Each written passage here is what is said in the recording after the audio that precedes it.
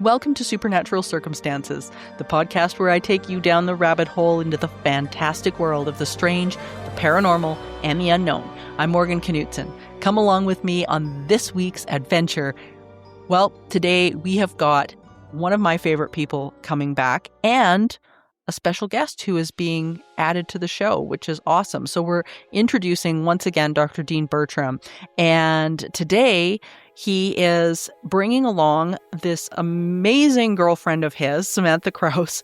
And they are not only partners, but they are partners in a brand new project called Home Movie Legend Tripping. Now, if you guys are interested in his podcast Talking Weird, or are just really down for getting in the car and going on some crazy, amazing adventures, this little YouTube show that they've put together is for you. It's so much fun. They've already got 3 episodes out. And I had such a blast going through these. They are literally getting in their car, hitting the road, and not only experiencing some really weird and cool things, but also visiting some events that are a little unique and strange and maybe a little creepy. Well, they've got a lot of stories, and we're going to ask them about them. So let's get this going.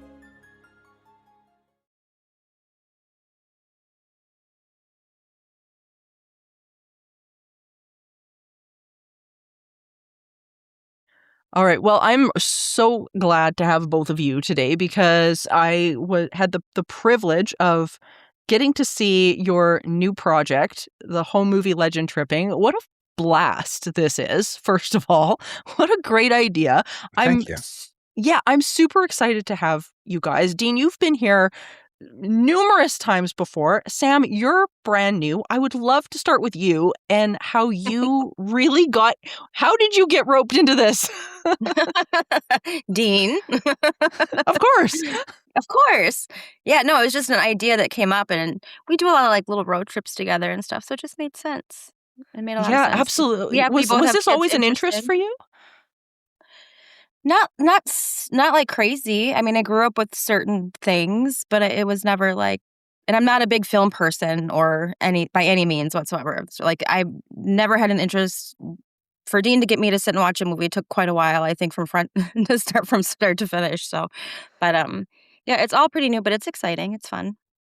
I bet. Yeah, well, I mean, you guys have already seen some pretty interesting places. And of course, Bray Road always has my heart because of my history with the dogmen here in Alberta. Right. Dean, where did this idea come from to do these little videos? Because they're so interesting, and the way you guys have aged them is really unique. Thank you. That probably takes more than shooting them sometimes. I bet. Post-production of making it look like it's I don't know, tourist travel video, home movie from the 80s. The idea came up, though. We didn't actually set out with an intention to do it. It's weird. We were down at in Delavan, which is the south of the state. Both Sam and I live in Wisconsin, and we were at Contact Modalities Expo, where I was screening my short film, The Shaver Mystery, and then doing my little Shaver Mystery Part 2 presentation. Sam produces everything, so she comes with me everywhere. And she's my girlfriend as well, so obviously she comes with me everywhere. But she was there, and on the final day, we knew Delavan's really close to Bray Road. And we thought, hey, let's do a side trip to Bray Road, it'll be fun. And we'll film it, it'll be fun. Or just Sure. We had this little camera, which is we shoot unlike our bigger, whether they're narrative projects like Halloween Bird, a short we just finished, or our feature documentary work or our feature short documentary work, which we use digital cine cameras for. We have this camera which we bought for Midwest Weird Fest, a festival I run just for people to film behind the scenes and have fun with, called Camp Snap 8. And it's essentially this camera that looks almost identical to a Super 8 film camera. And its gimmick is you can shoot Super 8 on Super 8 style videos on digital video. That's kind of their selling point. Now, the reality is it operates like a Super 8 camera, but the video looks nothing like Super 8. What it does look staggeringly like is analog video footage from the 80s and the early 90s. And so we took that just to have fun with, as we'd gotten into the habit of doing. And much of that parts of that was shot with no intention of doing anything with it. Like, it opens with us in a hotel room. We were just literally shooting the hotel room to send a video to both of our mothers and say, hey, look how cool this suite is, where it this, this gorgeous lakeside resort, because we thought they'd think it was cool. And then we went and shot it. And when we were shooting it, it just became, I don't know, we shot it and we found cooler stuff to shoot. And we thought, this is a little story now. Right. And then we thought, wouldn't it be great if, how do we tell the story of the Beast of Bray Road without us just talking to camera and then shortly after that, as Sam said, we do so many of these little trips. We were going to Hodag Days in the north of both of us in the state of Wisconsin. And Chad Lewis was going to be there, and Kevin Lee Nelson was going to be there, and Lowell Brower, who is philosophy, or not a philosophy, an anthropology professor from the University of Madison, was doing a presentation there on various things. And so we were filming there, and Lowell Brower talked about the Beast of Bray Road. Apparently he'd grown up there in his presentation, so we shot that. And then we shot an interview with both Kevin and then with Chad about Bray Road. And so then we've got the project now. We can actually have a something which is part paranormal documentary, because we have these talking heads explaining it, part us going there, but all put together like it looks like, again, a home movie, hence home movie legend trip. And then, of course, we degraded the footage more and played with it more and did other things. But with the intention of it just looking like, this is some weird film I've stumbled across in a thrift store, and it just happens to have, I don't know, interviews with Chad Lewis and Kevin Lee Nelson in it. Then we had the concept, and we went, we're just going to keep doing. And we thought of the brand name, home movie legend trip, because it's what it is. We just thought, what is it? Well, it's a home movie.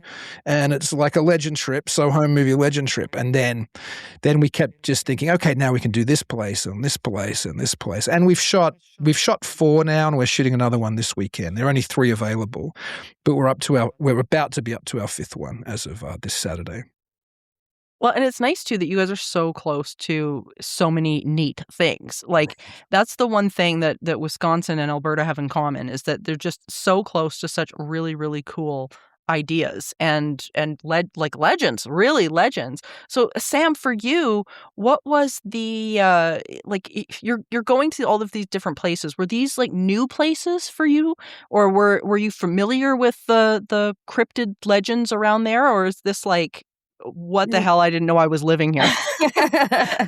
Well, there's a lot of like the UFO stuff. Obviously, you hear UFOs, you hear the stories, but the CE5, totally new for me. Like, never would have ever thought I'd ever be at an event like that ever in my life. Hodag, that's so popular around Wisconsin. Everybody knows the Hodag. So that was, and I've been there several times, but I'm sure there's going to be a lot where I'm just like, Dean's already taught me, Dean and his daughter have taught me more about cryptids in Wisconsin than I ever knew growing up in Wisconsin. So, well, you had experiences growing up in Wisconsin, or your family have lots of cryptid and UFO and ghost stories. Well, yeah, more ghosty than the cryptid stuff. I know there was a few Bigfoot type things and a couple UFO things, or maybe just the one. But yeah, some crazy stuff. There's such unique stories in Wisconsin. Like, I always say Wisconsin and Alberta are kind of this parallel between each other, because there's the phenomenon is almost identical. Like, we have Bigfoot, Dogman, UFOs, weird hotspots, burial ground type phenomena, just weird things that go on here. That seems to be like a mishmash of everything. The first one, of course, you guys did, we've mentioned, which was Bray Road. And you guys had a really interesting ending as you were driving by a barn on Bray Road. Do you want to talk about that a little bit? Sure. I think that's the question that is probably the most interesting one to answer regarding it, because it ends on a cliffhanger, essentially. It does, absolutely. We see something in a barn, which we film, and then we zoom in on later, even further in post. And for all intents and purposes, it looks like a werewolf, or it looks like a dog man. And that's the end of the Beast of Bray Road home movie legend trip.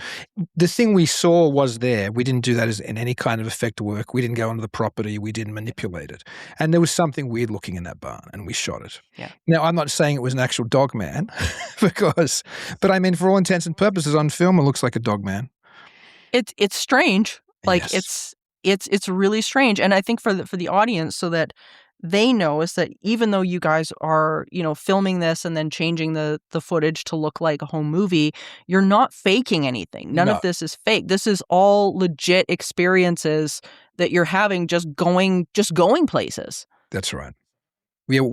I think one of the reasons we wanted to do it that way as well, more so even from being, somehow honest, because it's an entertainment show. It even says that at the Sure. beginning, is because I'm so sick of AI and I'm so sick of CGI effects. And it seems to me, and there's nothing wrong with this, because Lord knows I watch enough of it on television with my daughter and with Sam, and we have so much fun watching these kind of shows. But whether it's a network show or whether it's somebody in the independent space making their own content, it seems almost like it's become unavoidable or inescapable. There seems to be this expectation for there to be drone shots and for there to be some CGI monster or somebody's bought it from a stock video shop even maybe where they have stock footage and they drop in some crappy video of a Bigfoot, or somebody runs an AI program now, and to me, the great shows in this space, the shows I grew up on loving, shows like In Search Of, and I know Sam grew up on Unexplained Mysteries.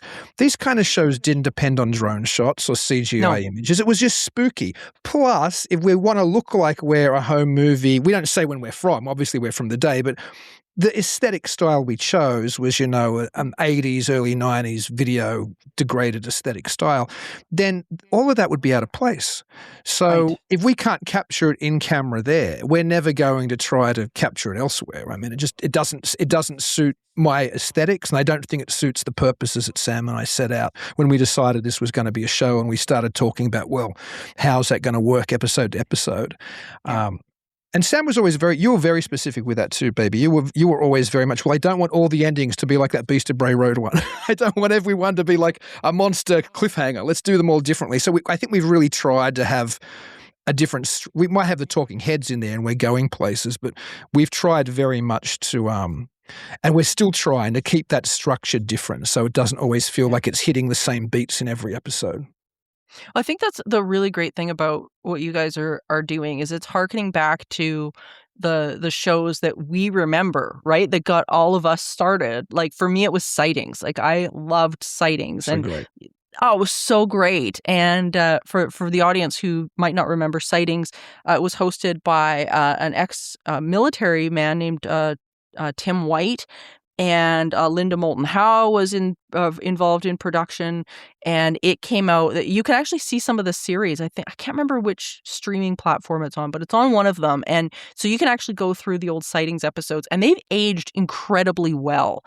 And I think for the exact reasons, Dean, that you were just mentioning, was the fact that there is no cheesy CGI. There's no, it was, what can you capture? It was an investigative journalism approach to what it was. And to me, that's kind of what you guys are capturing. And even though the films are quite short, it's like you're hearkening back to that era where it's just, what was it in the barn that you guys filmed?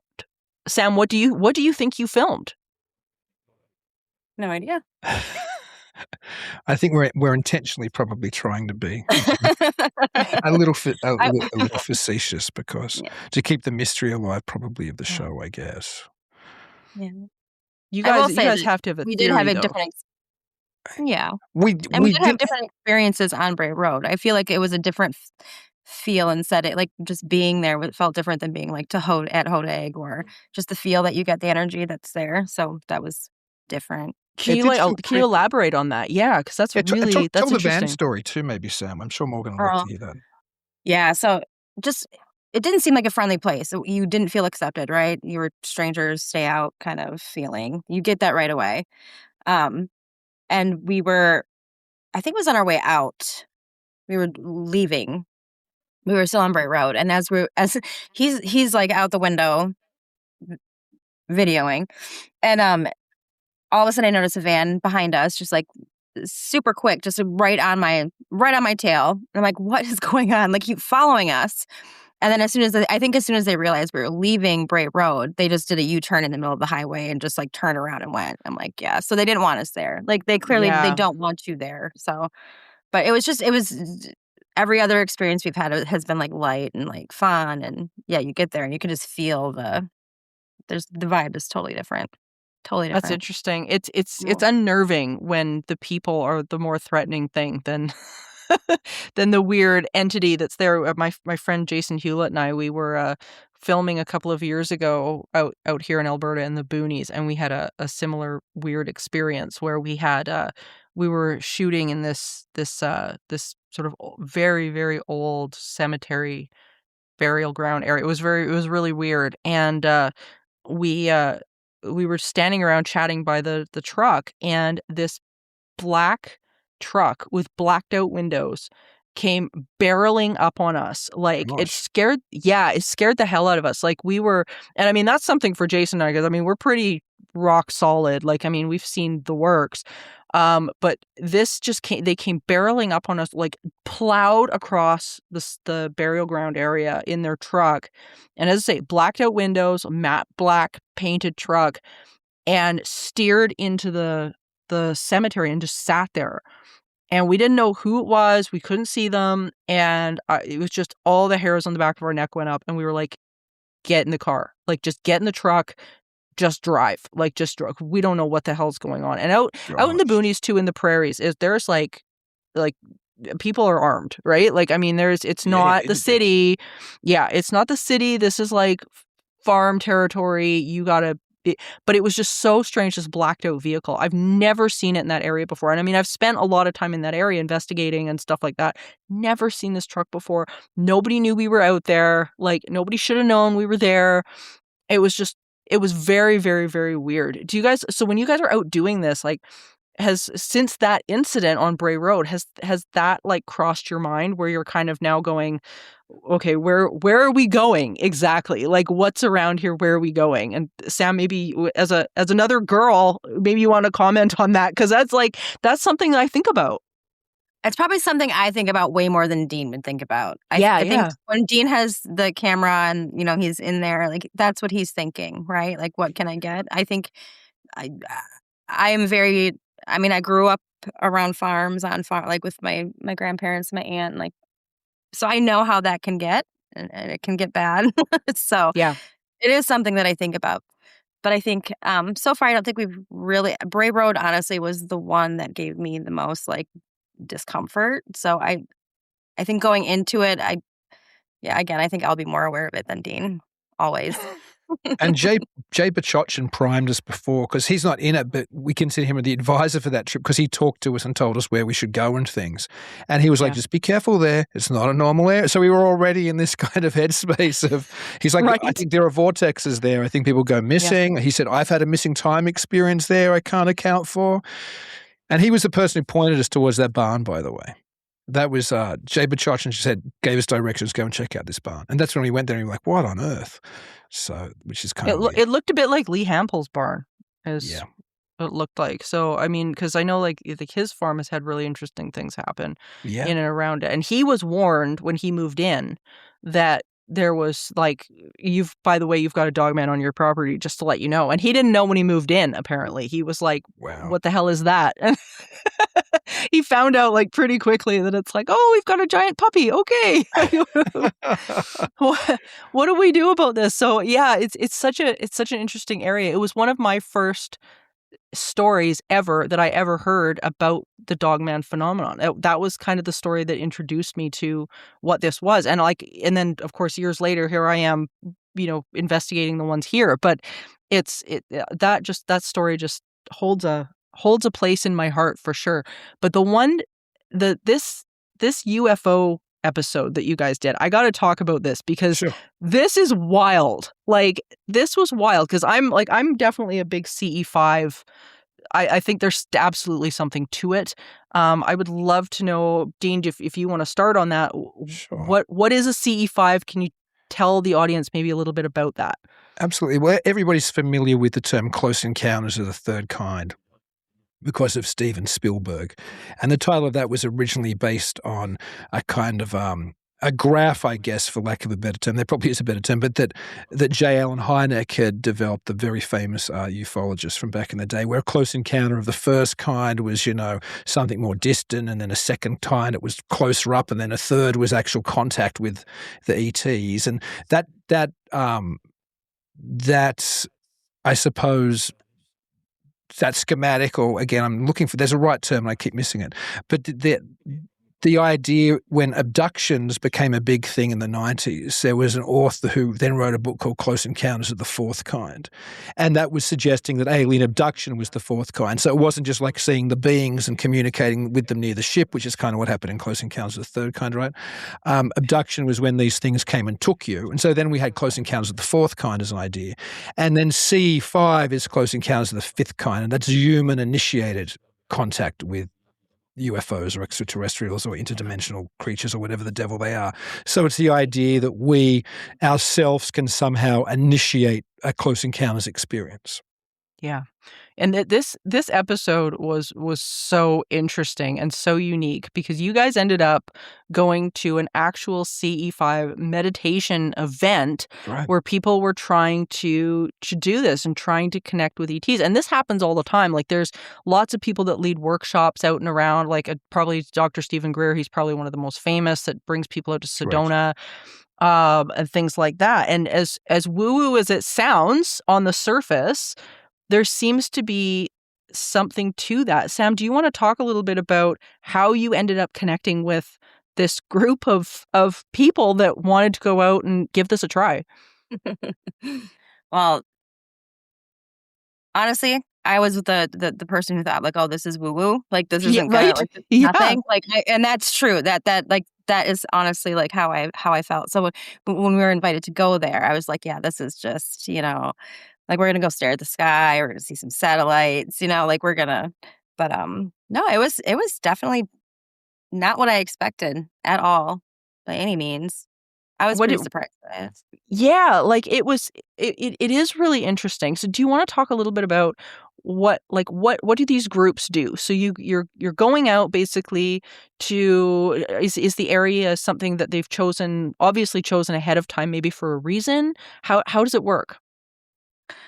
I think it was chosen by Zach, right? Like it's Right. his property, so I think he had previous experiences and knowledge of certain things going on the property. So I think that was a lot of it.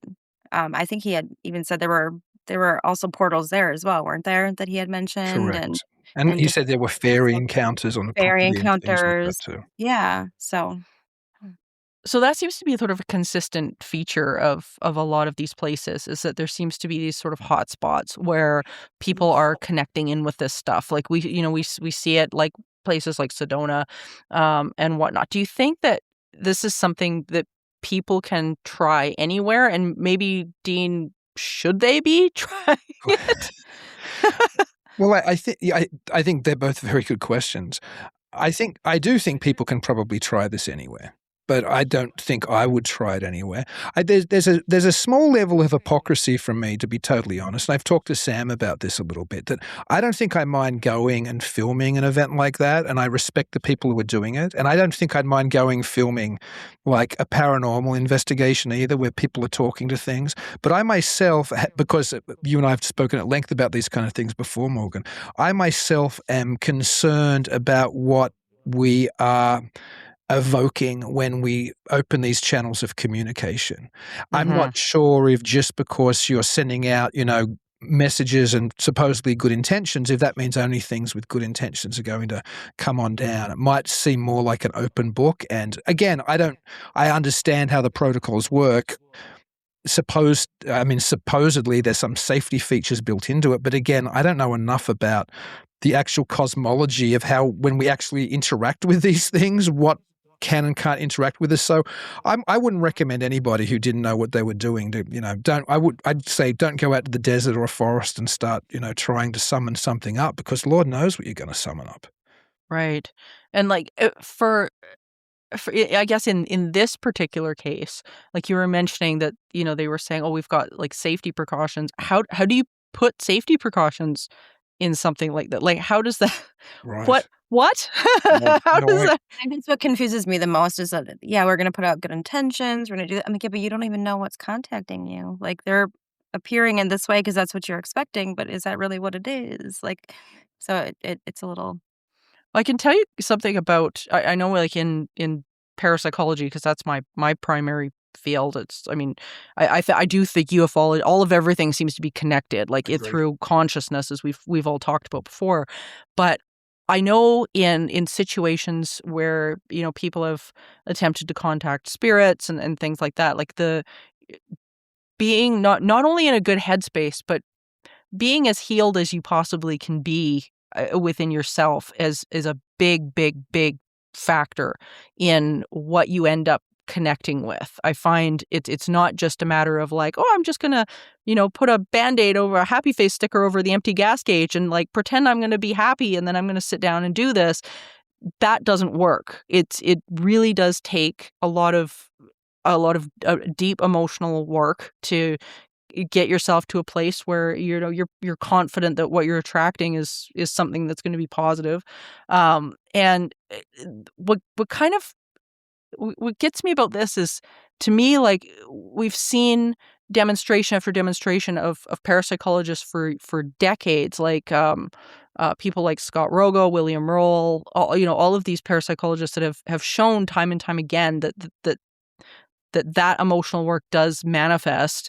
We don't have that same data for UFOs. Right. We don't have that yet. I guess in principle it would make sense that it would work, but I think there's just so much conflicting information at this point for me to really turn around to somebody and have them tell me, I'm an expert in this, don't worry. Well, how are you? So how is this explained to you guys? Well, yeah, as far as this event, again, I knew a little bit about C5. It was something that interested me. I was very much like you, not suspicious that I don't think I was suspicious that we would have a result. Sam was, and it shows that there's a very sincere little jokey conversation with me and Sam at the beginning that wasn't planned, where I'm like, you think we're going to see something? She's like, no, like she really, but I myself had heard enough that I expected that we'd see some things. But as far as what the protocols were explained to us then, I know that Zach Screedy, who runs it, who's a super sweet guy, I think he runs his organization might even be called something like Central Wisconsin C5, or something. He there's a little clip in him that's as much as I knew before we did it. I said, what are we about to see? And he says, okay, well, I'm about to lead everybody through a meditation and da-da-da-da-da, and then, hopefully we'll have experiences. And when he was doing his, I suppose, opening meditation prayer, they were saying things like, they wanted, only things with good intentions. And there was some saging as well. I think that was saging. Is that what Sam probably saged or knows more about they were saging than me? saging. Yeah, they were saging at the beginning of it and things. So Yeah. I suppose that was the safety protocol. And in fairness, again, while I'm suspicious of what the intentions of some of these things we contact are, or what they even are, I don't think either Sam or I had any negative feelings when we were in that space, right? None. It was very light, very just, yeah. Well, that's great. Like, because I'm always all for experimenting with new consciousness methods. Like, I think it's fascinating, and I do it all the time. I think it is the next frontier for people at this point. I think consciousness research is phenomenal, and I think that this is probably the next step for people to realize that a lot of this is going to fall in people's laps. I think that's the one thing. Whenever I hear about people wanting to contact this, that, or the other thing, I always wonder, how much of it do people realize is really going to come back and sit in your lap in terms of what you attract is where you're at. And I know even in like haunting investigations and things like that, that's one of the things that my clients always sort of struggled with, was the fact that it's like, yeah, but in order to change what's going on in the house, you've got to do the inner work and begin to shift your vibration, your frequency, what you're pulling in order for your outside results to shift and change. And I kind of wonder with stuff like this, how many of those people have thought that far? And I'm guessing maybe not too many. And I could be wrong, but I find that sort of the buzzwords get slung around like, oh, we just have to, positive thinking. Right. And it's like, yeah, well, it's not that easy at the end of the day. It's hard to do the work to clean yourself up. Right. And I wondered too, when there were a group of people focusing on manifesting something, how much of that might not be an exteriorization of internal things anyway. Do you know what I mean? Like the Yeah. Philip experiment, which I'm sure you're aware of, is a classic example of this in parapsychology, where Yes. a group of parapsychologists or people who were interested in this type of material decided that they were going to conjure up an individual. They gave them a name, they gave them a back history, and lo and behold, using traditional seance type methods, they were able to contact up this being. So although again, it seems like for most people, when we're talking about UFO contact, it doesn't seem it's the same as what we consider as, parapsychology. I mean, any kind of paraphysical, paranormal, type contact. I think it's probably, as you suggested before, the same kind of thing. So does that mean if there are people sitting in a field like we were, surrounded by beautiful locations, oh my goodness, it was gorgeous there, or people out in the desert or wherever they're doing it, does that mean when they're sitting in that space all focused on one thing, how much of this isn't them? That doesn't mean there isn't a genuine external phenomena of some kind, Right. but how much of it is what are they putting out? Are they, and I know this comes back a little bit to what you were saying about being in a headspace, but even just beyond that, how much of the phenomenon is more based on your expectations, is based on any completely objective experience or objective phenomenon which is separate from you? And I think that they're the kind of questions that interest me an awful lot. And I certainly saw things that night which I thought were anomalous. Sam saw things she thought was anomalous. I know she didn't go in thinking she was going to see anything. Yeah. So Sam, you didn't think you were going to see a thing. What did you experience, and did it change your mind?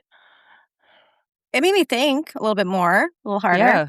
No, the orbs that we were seeing in the sky, the way they moved, and then there was one that I was really bummed I didn't get on, that we didn't get. But there were like two coming together, and they almost hit, and as soon as they did, one like disappeared, and the things I was saying, they weren't like satellites. I remember looking up in the sky on the trampoline at night growing up, like you see the things, but I've never seen these things ever. So I was floored.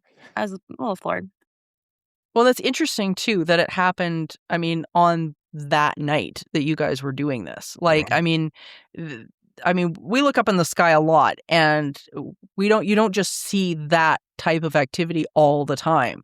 So, I mean, what was your takeaway? Was do you think the correlation was real? Did they manifest this or connect with something? Like, Dean, I'll start with you. What was your takeaway from this? I do suspect that whatever was going on at our ground level impacted what was being seen in the skies. And people were seeing things which we didn't capture at all. We're using fairly, intentionally backwards camera technology, but people were seeing flashes, like it was further down, lower as well. And I think Zach Screedy, on his page, he had photos because he had a time-lapse camera set up. Photos, I believe it was a time-lapse camera or a time-lapse video that triggered at certain times, whatever it was. He captured things that we didn't actually capture and or see. But so, yeah, I guess my takeaway was whatever happened on the ground affected what we were seeing in the sky. There was a correlation between what was happening on the ground and what was happening in the sky. And weirdly, and this perhaps is the weirdest part, which isn't in the episode at all because it happened later. Was it a week or was it 2 weeks after the 4th of July? Was it 1 or 2 weeks later? Well, on the 4th of July, it also happened. Yeah, that's what I'm saying. But when we were at the event a week before, was it? That was a week or two. Yeah. I don't even remember. It was a week or two. I've lived on my property here for like a decade, and I've looked up at the sky at night a lot. I'm in a rural area, so you can see the stars, which is gorgeous. There's no light pollution. You can really do I've never seen anything anomalous in the heavens here. I've lived here for 10 years. On the 4th of July, when Sam was here with her family and my daughter, and we were all outside, as you are, you're setting off fireworks, you've got a fire, so you're all outside for hours. Lo and behold, people started seeing weird things in the sky here, and it was the same phenomenon. Really weird things going together. Yeah, I know. I almost wish I'd filmed that as the part 2, but we were just... You really should have, because that was insane. was pictures nuts. or it didn't happen. No, I'm kidding. No, exactly. That's No, but what it is, right? my son and my brother saw the same thing. They were looking up at the same time, and they saw the same thing. It was like a triangle there was 3 of them in a triangle, and I don't remember what Really? happened, but yeah, they're like, "Holy cow! Like we've never seen this before!" Like they were all excited. I'm like, me and Dean go outside all the time in the Yeah. summer, especially, and we just watch the sky and look for shooting stars. Never ever have we ever seen these before, ever. Weird. And how long have we been? Like 2 years, 2 summers, Yeah. 3 summers. This is our 3rd summer together, so we've done it a bunch. Yeah. So That's really interesting. I mean, just the fact that this seems to be carrying over, it makes you wonder, whether you were the ones in meditation or not, were you guys sort of picked out of the group? I mean, I know if I would imagine, like, if I was a consciousness that was up there and I was able to, I don't know, evaluate, I guess, the people that I was connecting with. I mean, you guys would probably be on the top of my list that I'd want to reconnect with because Thank you. well, I mean, when you it's not only because you're just lovely people, but also because of your take and attitude and your you didn't have a what's the word for it, like a I have to see something Right. attitude. And I've found just throughout probably the 20 plus years that I've been doing this, I've found that having that sort of non-attachment to what's going on, it's almost like having cats, where it's like if you kind of have that aloof attitude, suddenly you've got 3 cats in your lap, as you know. Um, but I find like that's kind of the case with some of this stuff too, because it's like, oh, you're not harking on an outcome. Your minds are really open, which we know in parapsychology is prime for positive results in psi tests. So I mean, you guys were kind of the operative people to connect with. I mean, like, I don't know. What are your thoughts on that? Do you think what you were seeing was a continuation, and like, what was it about you? What do you think, Sam? I feel like it was a continuation. Like I feel like Yeah. there's something. Because didn't we see you and I don't know if you did, but it was Yeah. another week after the Yeah, 4th, then and we did see a few more. yeah, again. So that was the 3rd. I forgot to even bring that one up because it wasn't quite as impressive. But we did see a No, it few more wasn't. things like a week after that again when it was just the 2 of Mhm. us. Maybe it was dwindling out the energy slowly. Maybe, yeah. But again, 'Cause all it's the not like money we was- don't look at the skies. Sam and I have spent I don't know how many nights in the summer and the fall and the spring outside looking in the heavens. And so the fact that we never saw anything like this, and then the week Yeah. after we do the C5 event, we see lots of it with our family, and then a week or so later, we see a little bit of it again. Right. Bizarre. I'm going to be really interested to see if you guys end up having more things start to happen around you. I'd be interested to see if there's, like, I don't know, maybe We like an opened escalation. something. Yeah, like some sort of escalation, like poltergeist stuff, or just sort of odd things. Like, it's I think if it were me, I'd keep my eyes open. Like, I Right. know the further I get into these types of contacts and connections and these types of experiments, I notice that a lot, where the stuff around me, it's almost like, because I noticed, now the connection becomes a little bit stronger and deeper, I guess, with that consciousness. Because I really do think that, and Dean, we've talked about this at length before, that that all of this stuff is tied in. Like, this is all Absolutely. one phenomenon. Do you want to comment on that a little bit?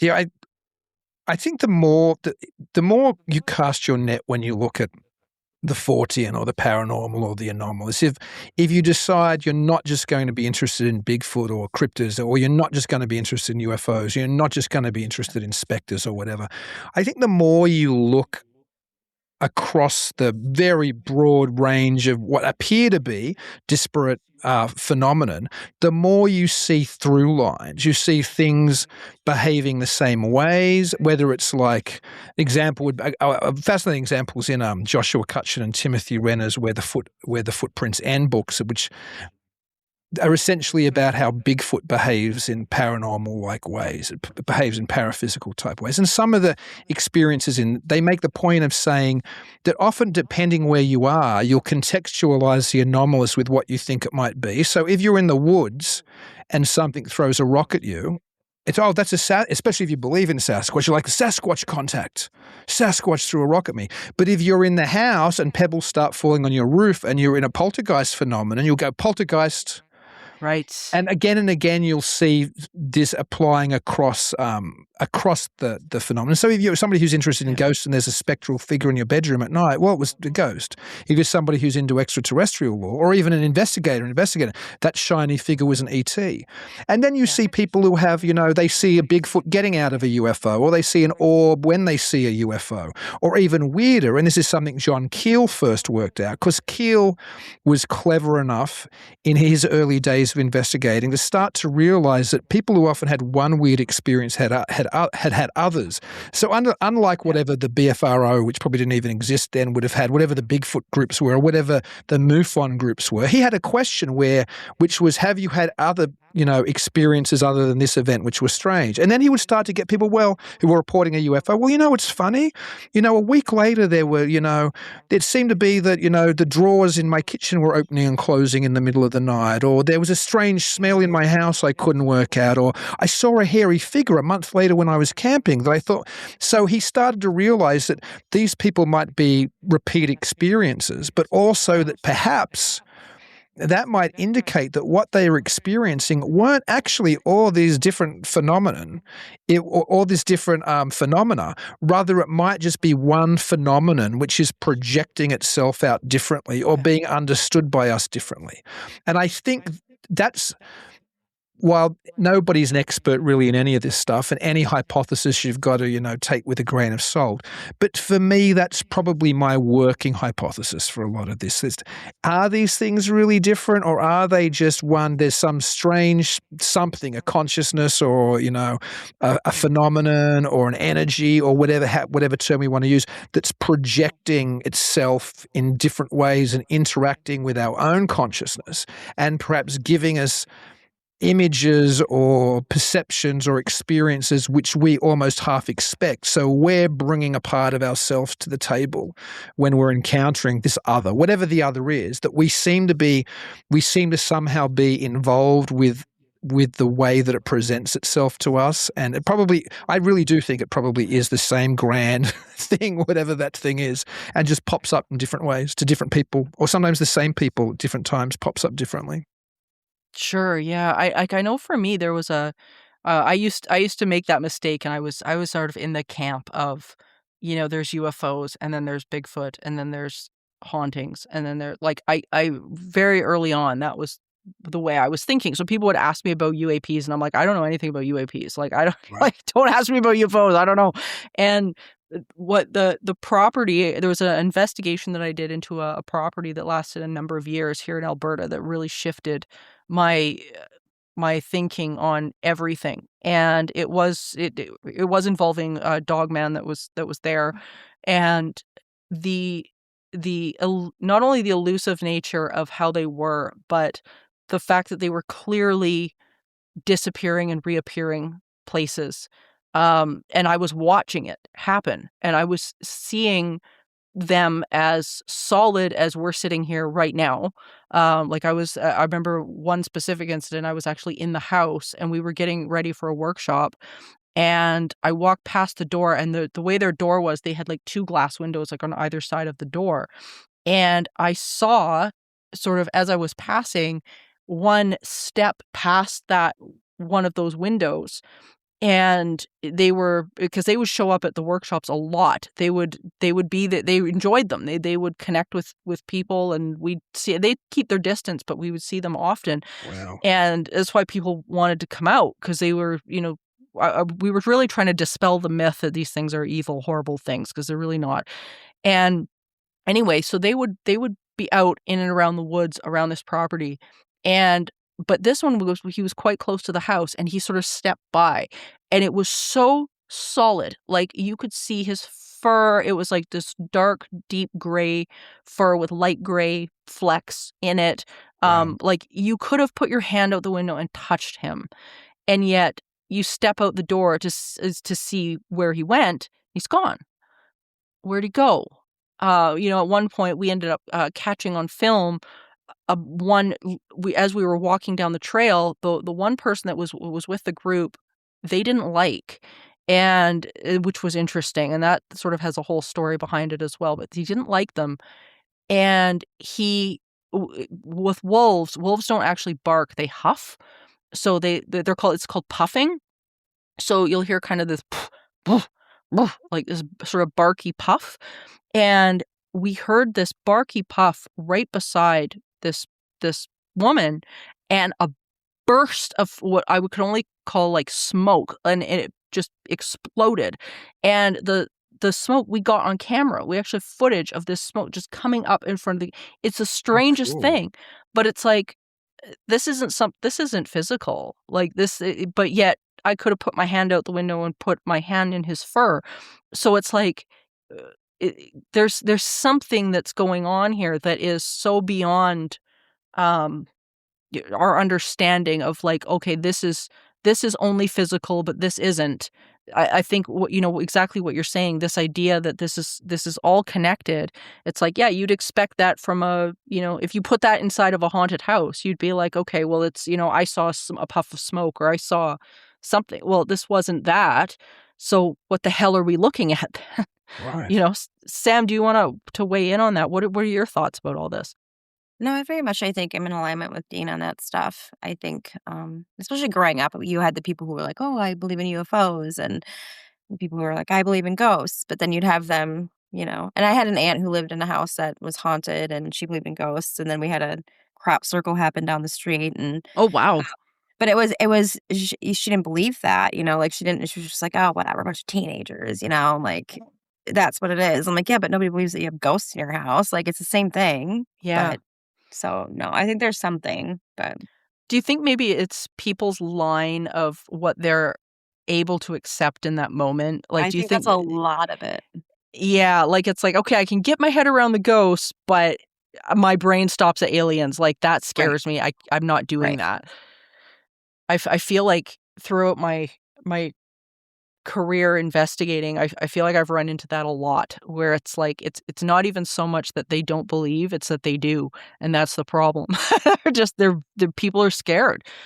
People are really, really scared. Well, I'm so excited about all of what you guys are doing. Before we go, touch on the episode of the hodag, because tell people about the hodag. What is this funny little critter in Wisconsin, Dean? Like, well, he's not little. He's like he's pretty big, but he's endearing, and I Right. love the history.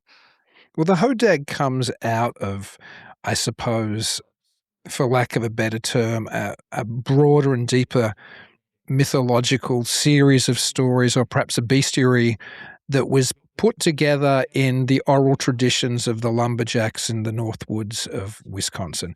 And there's a Yeah. couple of books from the time, like the late 18th, early 19th century, that chronicle them. Our very good friend Chad Lewis did a modernized version, including probably dozens of these creatures in it. My daughter has that book and she loves it very much. And the hodag initially seems to be part of this chain of legends. It was stories that lumberjacks would tell each other by the fire at night, maybe to scare the newbies, maybe to somehow reflect something, that there was a genuine phenomenon and they were trying to explain it. I often think that's the background of the hide behind. Somebody Yeah. needs to do an academic study on it or make a real documentary. Maybe I'll make a documentary because I'm fascinated by it. But the hide behind was one of these creatures, and supposedly it was so thin you could never see it. Like if you turned around, it would hide behind a tree or hide behind you. You could never see it. But it was responsible for disappearances. So I often wonder if, in a pre-David Paulides missing 411 world, when some lumberjacks went totally missing without any, Sure. we never saw anything take him. He was there and he was gone. If maybe something like the hide behind didn't come out of that tradition. Another example would be the agro-pelters. This is before the term we had Bigfoot.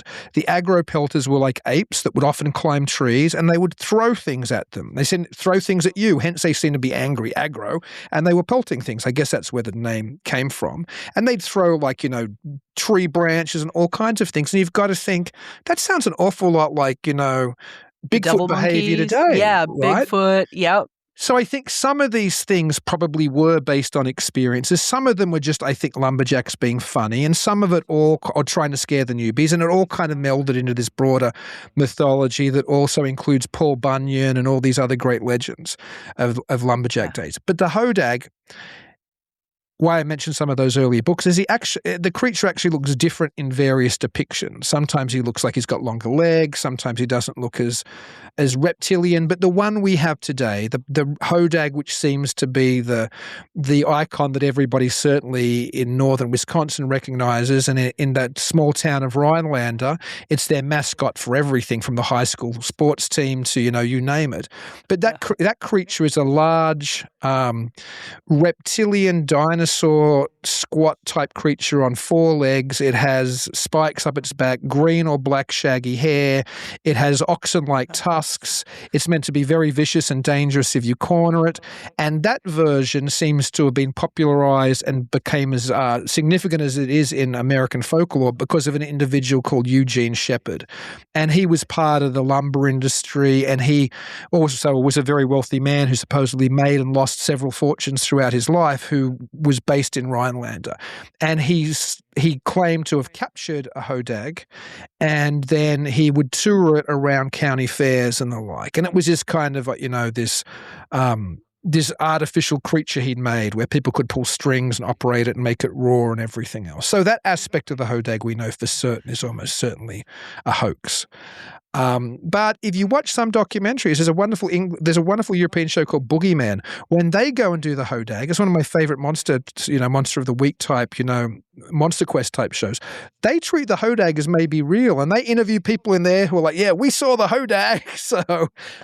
But is it probably a hoax, or at least the modern version? Yes, but it's fascinating. And there's a big hodag festival, every Hodag Heritage Festival that we went to. That's where we filmed it. And there's a hodag store, and there's this gorgeous house right next to the hodag store, which is an Airbnb called the House of Hodags, which is all green, and there's hundreds of hodags everywhere. And we took our kids. Or I took my daughter, and Sam took her youngest. So that was a fun family episode. It's so interesting how this phenomenon is becoming more and more household name. Like I was standing in a line yesterday in a store. I was in Marshall's, and I looked behind me, and there was this like Sasquatch. I can't even remember what it was because all I can remember is Bigfoot. Shows you where my head is. But all I remember is Bigfoot. But it was like it's like a summer plaything, like for kids, and it was I can't remember what like a water thing or something like that. But that was the first thing that hit me. I was like, this is so interesting because even 10 years ago, I don't think we would have seen it that mainstream, and it's becoming more mainstream, which I think is really important because I think the more we get to that point, the less, hopefully the less people are going to be, dead afraid of it and make up crazy stories and whatever. So Sam, what are you guys doing for your next adventure? Do we get like a little bit of a hint? No, because I don't even know. I know we're going somewhere. No. Well, you can talk about the two. You can talk about the one we just shot and the one we're shooting this weekend. The UFO days. Okay, so the last one was the UFO days. I still have the camera in my car, so we have no idea what we're doing with that one yet. But that was fun. UFO days in Elmwood, Wisconsin. In Elmwood, Wisconsin, yes, which is what the UFO capital of the world. Is that what it is? Right. Yes. And then we are doing. Honestly, honey, I don't remember where. This weekend, what are we doing? Jeez, your memory's worse than mine. Well, I actually work in 9 to 5, so I do stuff. She's tired, Dean. You're tired today. I'm sorry for I got 3 kids. It's me in 9 to 5. Where are we? Oh, like, is it Peppy? Yeah, is it the Peppy thing? Yeah, that's what we're doing this weekend. Yeah, the Peppy thing. We're going to Lake Pepin, where there's the Peppy lake monster, supposedly. Which honestly is another one that I've never ever heard of until Dean. Like Pepin was not some place we would go when we were growing up in Wisconsin. It wasn't like a place to visit. Well, that'll be an interesting one because my friend Jason, he did a documentary on our Ogopogo here in Canada, and interestingly enough, he found the same consciousness connection with the Ogopogo story that where we've been talking about. So I'm going to be really interested to see what you guys find and bring back, because he found some really, really interesting things. And for the audience listening, if you guys want to check out Jason Hewlett's documentary on the Ogopogo, it's on the Small Town Monsters YouTube channel. But it's so interesting, like that he really found the same thing, where it's like, this almost has to be something that you're in the right vibration to see. And it goes right back into the First Nations lore about why he's there, and that there's is he like a guardian spirit rather than a flesh and blood monster that's there. And it's very interesting. So I'm going to be really curious to see where you guys end up with Peppy, because it could take a turn that you're not expecting. I think that'll be the next one too, because although we've already shot UFO Days Elmwood, because the last one was a UFO one, I think we'll drop the Pepin one before we drop UFO Days. So it won't be very long to wait for that one. That one should be out. We haven't even shot it yet, but we'll have it out soonish. Well, where can people find the series? Because you guys have got to subscribe to this. It's so much fun to watch. Where can people find it? Sure. It's on YouTube, just under Home Movie Legend Trip. So that's the channel name. It's fairly easy to find. I think we're on most social networks. We're on Instagram, we're on X, we're on Facebook, and you can watch it on some of those. But I'd point people at YouTube. Yeah, if people could go and subscribe and watch on YouTube, that'd be amazing. There's 3 episodes up now. There'll be another one very shortly and one after that. And we'll keep punching them out because it's so much fun. No, that's the whole key with this, and it feels like you get to just ride along with you guys, which is a lot of fun. So yeah, everybody go check it out. Subscribe to their channel. It's so interesting, and well, these guys are reliable people. They're not out there faking stuff. They're not looking for scares. This is something that it's a genuine adventure, and that's what I really love about it. That harkens back, like we were saying, to some of the shows that we all really, really loved, like Unsolved Mysteries and The Unexplained and on Sightings and all of that. So that's awesome. So thank you guys so much for taking the time and doing this today. Thanks so much for having us, Morgan. It was great chatting as always. It was nice to meet you too.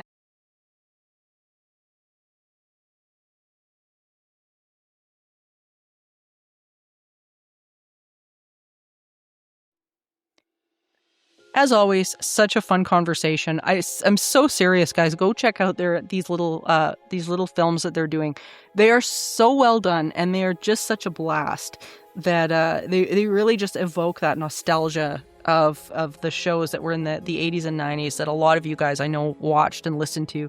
I was always such a huge fan of the show Sightings because they were genuinely investigating some really, really incredible things. And a lot of the people on that show are now good friends of mine. They're by who I consider friends and colleagues, like people like Lloyd Auerbach and Kara Gaynor, and just really great investigators that I just think the world of. So this is sort of a homage to that. And I would love to hear your opinions, see what you guys think, and see some of you guys go out and make your own legend trips. Part of the fun of the paranormal and the strange and the weird is going on these adventures. And I think Dean and Sam, they illustrated it so well, is that it's got to be something that's fun and adventurous. And that's what consciousness research is supposed to be about. It's supposed to be about the fun and the adventure and the magic in the world that we haven't discovered yet. I think that's one of the reasons why this little series has definitely captured my heart, is the fact that I think we need to get back to that. It's so easy to turn on the TV and watch shows that are maybe not so authentic or that are purposely out there trying to freak people out. And I mean, those have their place. They're great and they have their place. But there's something about getting in your car, going on a road trip, discovering some of this magic for yourself that can never, ever be replaced. And that's what core memories really are made of. That's what this comes from.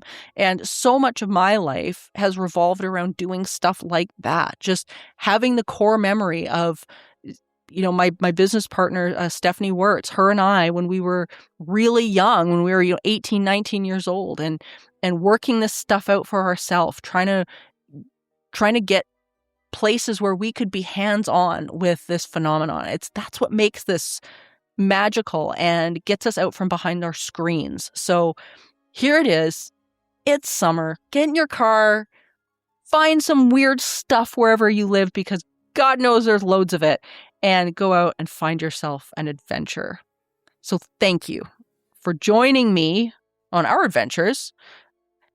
We do this bi-weekly, so this is part of the adventure. So thank you for joining me on this eerie expedition, my dear listeners. And remember, there is no line between the natural and the supernatural. All is consciousness. Until next time, stay curious, friends.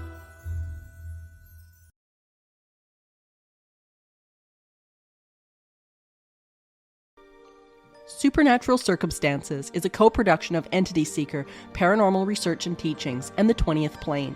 This podcast is a part of the Curious Cast podcast network. You can find out more about me, Morgan Knutson, and book me for live appearances at entityseeker.ca. You can also email the show at supernaturalcircumstances.com.